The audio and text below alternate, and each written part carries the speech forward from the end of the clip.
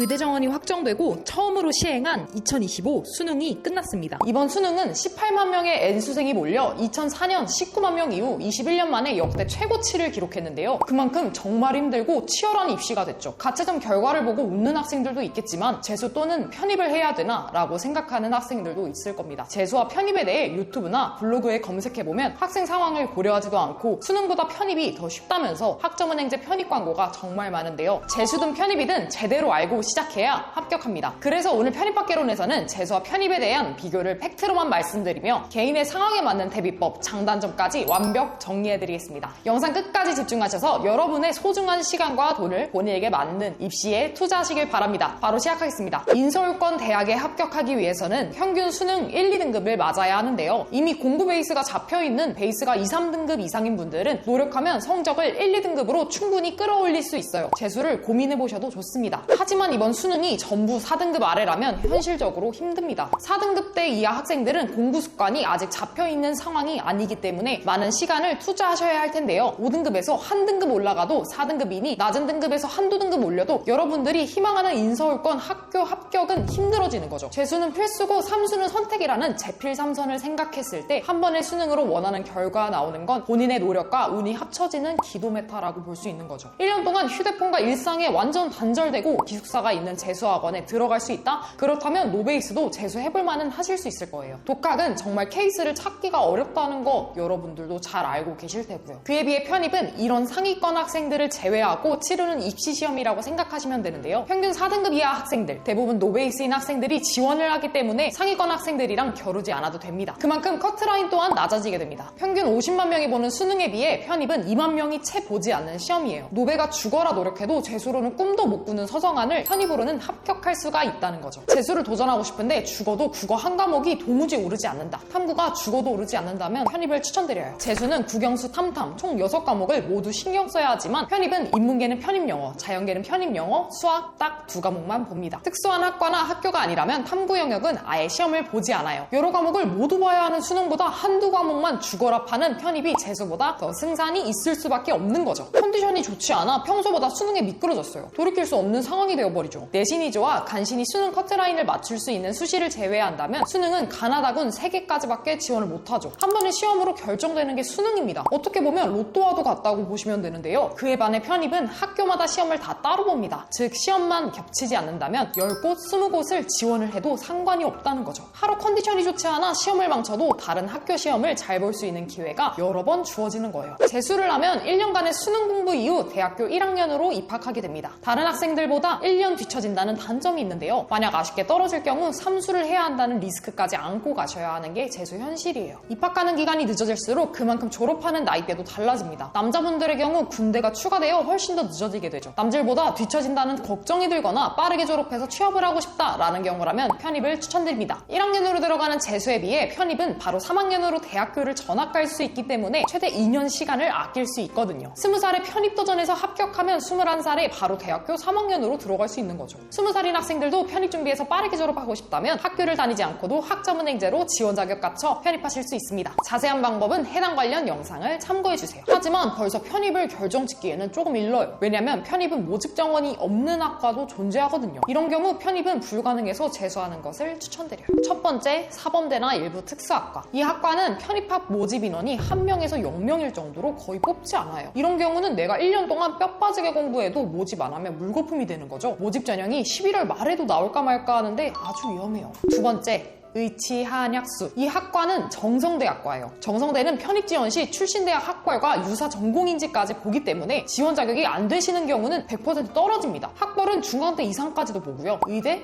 불가능하니까 다들 수능 도전하는 거죠. 이중 약대와 수의대는 정량대가 있어 편입 지원이 가능합니다. 그 외 다른 학과는 대부분 편입이 가능하다 생각해 주시면 되는데요. 가능한지 여부는 해당 학교 편입 모집 요강을 참고해 주시면 좋아요. 어려우신 분들은 오픈 채팅방으로 상담 요청 주시면 함께 찾아봐 드릴게요. 그리고 가장 크게 나는 차이 차이가 바로 비용이에요. 재수와 편입 과목 개수 차이가 3배는 나기 때문에 비용에서도 차이가 5배 이상은 납니다. 재수는 국영수 탐탐교재와 독서실, 스카, 인강만 사도 500은 기본입니다. 학원을 간다면 평균 한 달에 200에서 300만 원 이상은 듭니다. 부모님의 지원이 없이는 어렵죠. 그에 반해 편입은 많아도 2과목이 최대여서 비용이 매우 저렴해져요. 학원이나 과외는 단과반 정도 듣고 인강도 패스권만 사면 되고 환급반 이벤트도 있어 잘 이용한다면 무료로 가능하고요. 그럼 이제 재수와 편입 중 어느 것이 유리할지 감이 오셨을 거예요. 여기서 편입을 하고 싶은 학생들은 지원 자격을 만들어 주셔야 하는데요. 최소 학교를 2학년 2학기까지 다니셔야 해요. 원하지 않는 학교를 비싼 등록금 내가며 다니기 싫다면 차선책으로는 학점은행제도 있습니다. 요즘엔 공부시간 확보, 등록금 절약을 위해 학점은행제도 많이 이용하는 편이에요. 여기까지 재수와 편입에 대해 유리한 케이스를 알려드렸습니다. 이 영상을 보셔도 재수를 해야 할지 편입을 해야 할지 감이 오지 않는다, 편입을 하고 싶은데 정보가 없어 막막하다 하는 분들은 아래 영상 소개글에 편입학개론 오픈 채팅방으로 상담 요청주세요. 여러분의 상황에서 최선의 합격 방법을 찾아 알려드릴게요. 지금까지 편입학개론이었습니다. 감사합니다.